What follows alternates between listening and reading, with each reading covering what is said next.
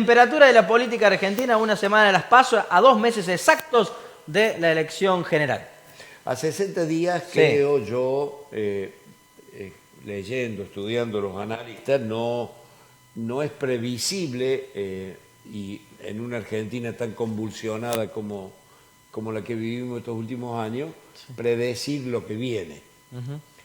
Los datos que evidentemente existen, hay. Milei está sacando más votos de lo que había sacado en las primarias.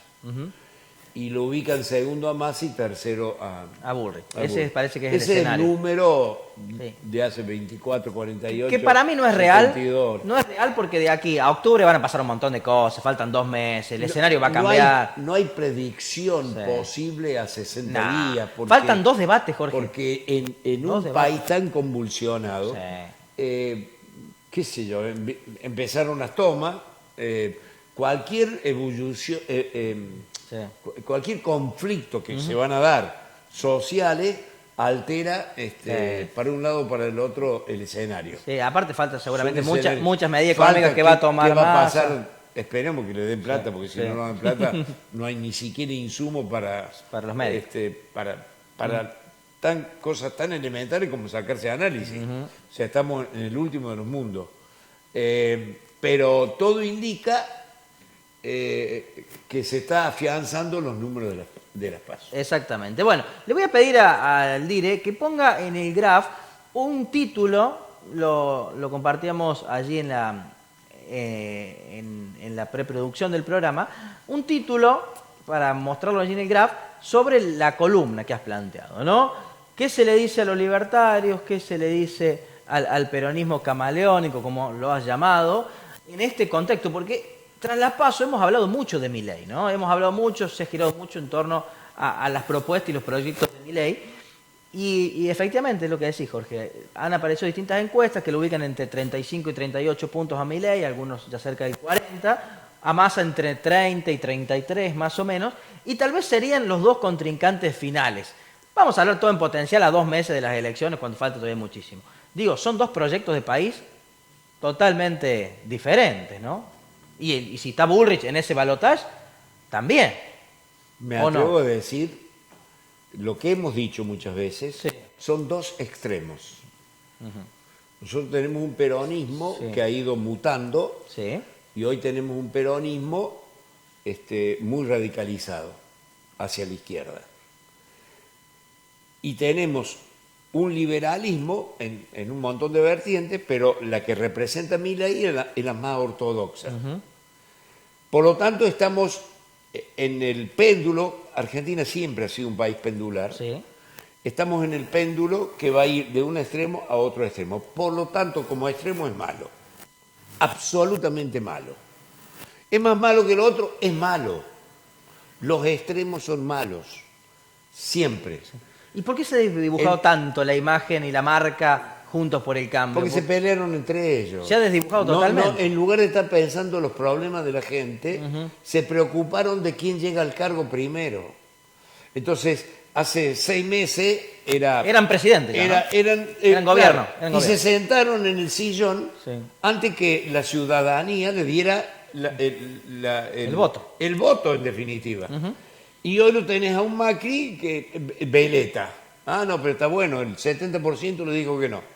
No es tan así. Hay evidentemente una ansiedad de cambio, hay un hartazgo de tanta corrupción, de tanta inoperancia, frente a un tipo que viene y dice yo rompo todo.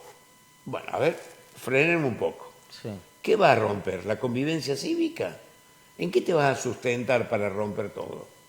La dolarización ya no habla más de la dolarización. Ya se dio cuenta que era una locura. Entonces ahora habla de otro tipo de proceso. ¿De qué el concepto de subsidiariedad? Es decir, el Estado tiene que estar donde no llega el privado, pero tiene que estar. Ahora, todo Estado como el kirchnerismo nos lleva a un extremo. Nada Estado nos lleva a otro extremo. Yo creo en un mercado que esté regulado por un... el Estado como atendiendo los desequilibrios. Yo creo en un mercado, creo, en un mercado, que esté regulado por un Estado honesto, transparente y austero. Esta es la lógica. Y esto, el país más regulado del mundo es Norteamérica. Y no me diga que no hay un país tan más liberal. Claro. Los mejores países del mundo son los nórdicos, porque han logrado la conjunción de un capital social. Ahí vive todo el mundo bien. Ahí hay igualdad de oportunidades para todos. ¿Qué es lo que nos iguala? Nos iguala la educación y la formación. Y eso es lo que da el ascenso social. Pero si venimos con un tipo que dice, basta de Estado, basta de ministerio, yo también creo que hay que reducir ministerio, pero es lógico. Pero sacar ciencia y tecnología, si no, el privado se ocupa de un negocio que le genere riqueza y que le genere la oportunidad de que esa inversión se recupere. Por eso el Estado debe fomentar, esa es la subsidiariedad, determinados lugares en donde no llegue el privado porque no es negocio, pero mañana sí. Pero el Estado no tiene que ser el negociante, porque si no nos pasa lo que le ha pasado al peronismo en su historia, que lo dice la nota. Primero compramos ferrocarril, después lo vendimos, después lo volvimos a comprar con YPF, con aerolínea, No es así, no debe ser así. Días atrás escuchaba a Milei Jorge, tras las elecciones, decir que en realidad no va a despedir empleados públicos, que los que trabajan se van a quedar y que los que se van a ir son los funcionarios. Digo, si planea reducir el déficit fiscal simplemente con la salida de los funcionarios, que es una cuestión obvia, ¿no? Porque termina el periodo y se van, ¿cuántos funcionarios tendrá el Estado Nacional en todo el país? 15, 20.000, 5.000, 10.000, no sé el número, pero digo, si se van estos, van a venir otros, ponle que vengan menos. Digo, el déficit fiscal no se resuelve con menos puestos en la administración pública, claramente. Menem lo planteó y despidió a más de 5.000 empleados, sobre todo del ferrocarril. Sí. Y yo me acuerdo en las entrevistas que hacía Neustar, felicitándolo porque... Ramal que para, ramal que cierra. Que se había logrado... Argentina probó todo. Importaciones, las importaciones indiscriminadas fundieron a las industrias nacionales. El 1-1, la dolarización fundió, quebró la industria, quebró el campo, a todos quebró. Por eso hablo de equilibrio, no es a tonta y a loca. Yo creo que tenemos que achicar el Estado. El 80% del presupuesto nacional se lo lleva el sector público en empleado, el sector jubilado, el sector subsidio, el sector arancelado para las empresas para que no suban las tarifas. O sea, hay un gasto enorme en una concepción de Estado que es totalitario. Con eso hay que acabar. No solamente poniendo más o menos empleados. Vos no podés dejar a la gente en la calle. Tenés que generar, pero aparte no te va a resolver el problema. Pero tenés que generar las condiciones para que la empresa privada lo tome. Este país vive del empleo público. Las provincias viven del empleo público. Llega un momento que no más. Porque ¿de qué vive? ¿De qué vive el Estado? De los impuestos. Bueno, ¿y quiénes pagan los impuestos? Pagamos todos, pero los que más pagan son las empresas. Bueno, otro aspecto que está bueno charlarlo porque permite comparar un poco los modelos y la actualidad de cómo funciona el Estado con lo que está proponiendo Milei, ¿no? Una nota en Clarín el fin de semana diciendo, llego al gobierno, paro la obra pública. Eliminación total de la obra pública. Si saco el ministerio, dijo. ¿Cómo? Saco el ministerio. Claro, saca el ministerio y dijo directamente, elimino la obra pública. Y elimino también los ATN, las ayudas del Tesoro Nacional, a las provincias o a los municipios. Digo, imagino a los gobernadores electos ya y a los intendentes electos escuchar que el futuro presidente de la nación o el posible futuro presidente de la nación... Se va a comer la coparticipación. Y que, claro, porque además... ¿De dónde vienen los ATN? El ATN puede ser un favor que te haga una calzada en un municipio. Pero la distribución, el país federal que nosotros tenemos, es que la nación recoge, centraliza y descentraliza a través de la coparticipación. Exacto. Bueno, lo que dice Milei es que no quiere más coparticipación. Bueno, pues es una ley, digamos, tiene que cambiar la ley. No, o sea, volvemos al concepto de Rivadavia, el país centralista por autonomía. Bueno, pero tiene que cambiar la ley, digamos, no puede decir, che, no va mal la coparticipación. No, es incambiable. ¿Cómo va a cambiar la ley? Porque también lo dijimos. ¿Cómo va a cambiar la ley si no tenés ni diputados ni senadores? Si él se peleó con toda la clase política. Déjame cerrar la idea final. Digo, si yo soy gobernador electo, intendente electo, y escucho que el futuro presidente posible dice, no va a haber ATN, no va a haber obra pública, y voy a tratar de cambiar la coparticipación para que no haya más coparticipación, yo le estaría pidiendo, por favor, a los ciudadanos que votaron a mi ley, que por favor piensen el voto, porque habría una paralización total de las actividades en los municipios, en las provincias. Es una locura ese planteo. Es un loco. Es una locura absoluta. Yo creo que es un hombre que además se va a desdecir, en poco tiempo se va a desdecir, sí. Porque él es inteligente, ¿no? Convengamos que es una persona... Sí, ataca a la casta que está haciendo todo mal, ¿no? Claro, hagamos un análisis de los números. Sí. ¿Cómo se analizan los números? Los números, cuando vos te dan una planilla, se analizan los números más grandes, lo que más te llama la atención. No analizás el 8,06, analizás el 80, bueno, sí. Entonces ahí ataco. Entonces él hace ese análisis y dice, no hay más ATN, no hay más obra distribución de cosas, no hay más obra pública. Yo te digo, hace falta un pavimento. Él lo que quiere acabar es con el curro de la obra pública, que está muy bien. Hay que acabar con el curro pero no eliminando la obra pública en sí, que no es el problema. Hay que acabar con la burocracia sindical, no con los sindicatos, con la burocracia sindical. Hay que atacar ahí. Pero un tema ético. Porque si el Estado no es el que asigna el recurso para hacer el pavimento, que va a venir un privado, va a privatizar la arteria, por acá van a pasar, va a cobrar peaje para llegar a tu casa. Sí. No, hay una demencial idea de romper todo, por eso el serrucho, como que la motosierra. Sí. Me parece que no hay seriedad, y bueno, es parte de la consecuencia de un país que y en ese péndulo, porque en definitiva el país va a estar en ese péndulo, tal vez a partir de octubre, del péndulo del actual sistema, ¿no? De la actual gestión del Estado con el que está planteando Milei.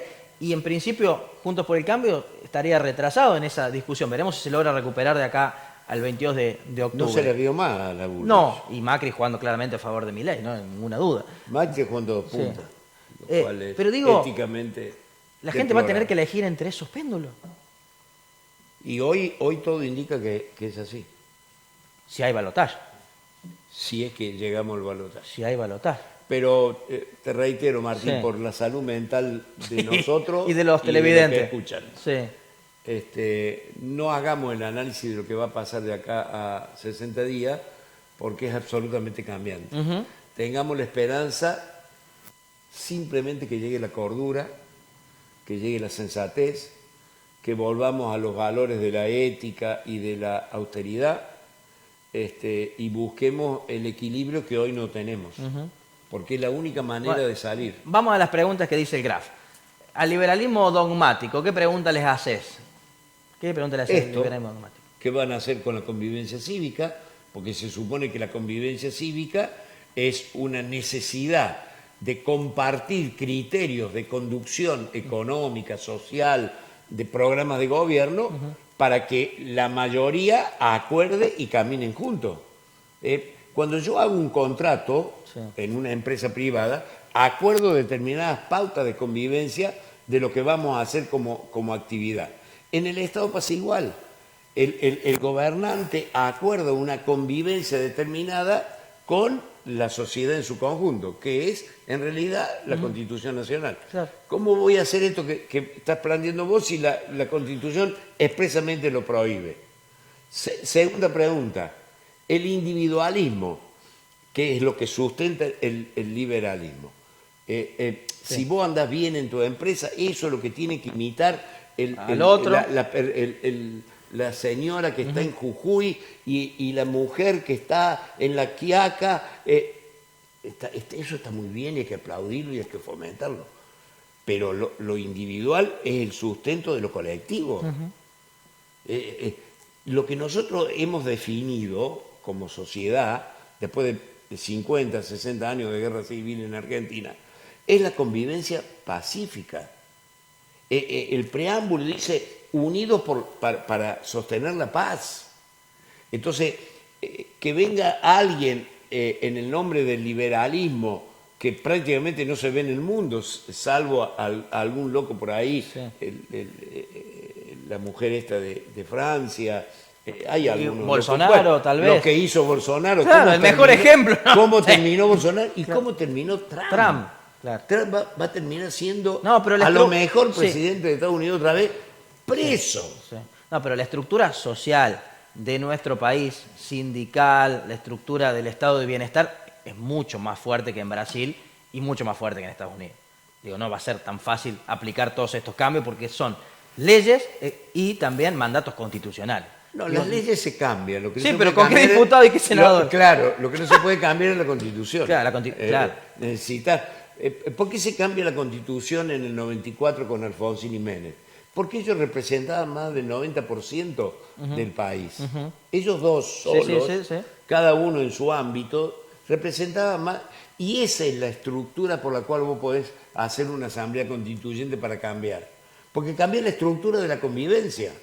No cambian las mayorías como pretendió Cristina en el 2013, que lo paró Massa, paró Massa, hacer una constitución de la mayoría gobernante, que era el 50%. No, es mucho más, es la mayoría absoluta, que en este caso Alfonsín y Menem llegaban a más del 90%. Ahí sí podés hacer una asamblea constituyente y cambiar la constitución, que son las reglas de la convivencia. Este hombre me parece que dio un discurso que la gente esperaba, porque la gente está harta de la mentira, de la pobreza. De la inflación. El 65% de los jóvenes tiene serios problemas de subsistencia. Sí, claramente, eso, no hay ninguna duda que el discurso va para ahí. Le pegó justo. Y lo otro que hacían, y se peleaban, vos vas a ser vos, que no, vos que sos pelado, vos que sos tenés mucho pelo, vos que querés arreglar con Schiaretti, no que... Ya está. Este es el resultado. Bueno, y por último, al peronismo camaleón, ¿qué le preguntás? Que deje de ser camaleón. Que gestione, ¿no? El problema del peronismo es que nace en pleno fascismo de la Italia de Mussolini, en un principio de siglo pasado en donde predominaban los nacionalismos, Mussolini, Hitler, el mismo Franco, amigo íntimo de Franco, exiliado durante tantos años, y después se reconvierte en un liberalismo a ultranza como el de Menem, o en un socialismo a ultranza como el de Cristina. Entonces, esto es un camaleón. Y si no, el mayor exponente del camaleón es Massa. Pero siempre fue un partido, en algo ahí no sé si no voy a coincidir, o creo que sí, tal vez, siempre fue un partido democrático, siempre se sometió a las urnas y muchas veces lo proscribieron, 18 años. Digamos, no es que el peronismo asume en el 46 ganando muy bien las elecciones. Revalida en el 52. Y con una estructura dialogal, era Braden o Perón. Exacto. Sí. Y gana bien porque ya había hecho algunos deberes en favor de la clase trabajadora y lo gana bien. Después viene la reforma de la Constitución del 49, que es lo que yo te digo, que deja herido a la otra mitad que no lo votó. Después ya termina la violencia. O sea, ¿cómo terminan estas cosas? En violencia. Y termina la violencia en junio con los aviones, el asesinato que hace la Fuerza Armada, en realidad aeronáutica. La aeronáutica, claro, partiendo de acá, ¿no? Marina, si no mal recuerdo, y él devuelve eso al 5 por 1. Bueno, se acaba. Se acaba que un proceso hegemónico de conducción. Cuando Perón vuelve dice, yo soy herbívoro, como diciendo, yo ya me he calmado, soy otra persona, voy por la democracia, y instaura de alguna manera el partido político, porque siempre fue un movimiento. Pero bueno, los representantes que tenemos están un momento de un lado y otro momento de otro, por eso me refiero a lo de Camaleón. Exactamente. Jorge, gracias como siempre por compartir estas reflexiones. Tenemos mucho para hablar de aquí a octubre, ¿no? Tremendo lo que va a pasar. Mucho y cambiante. Y para mí hay 2 fechas clave. 1 de octubre, 8 de octubre. Son los 2 debates presidenciales. Yo creo que la gente va a estar muy atento a lo que sucedan en esos 2 debates. Ni que hablar si hay segunda vuelta, recordando el debate Macri-Scioli. ¿Te acordás que parece una final del Mundial, todo el mundo mirando? Creo que se puede dar ese escenario y también la sociedad va a estar muy pendiente y va a ser mucho más alto el nivel de votación. Eso sí, estoy plenamente convencido. Ahora el resultado ya es todo único. Bueno, ¿Sí? es lo que hemos sembrado. El que siembra Sí. vientos cosechará tempestades. Eso dice el dicho.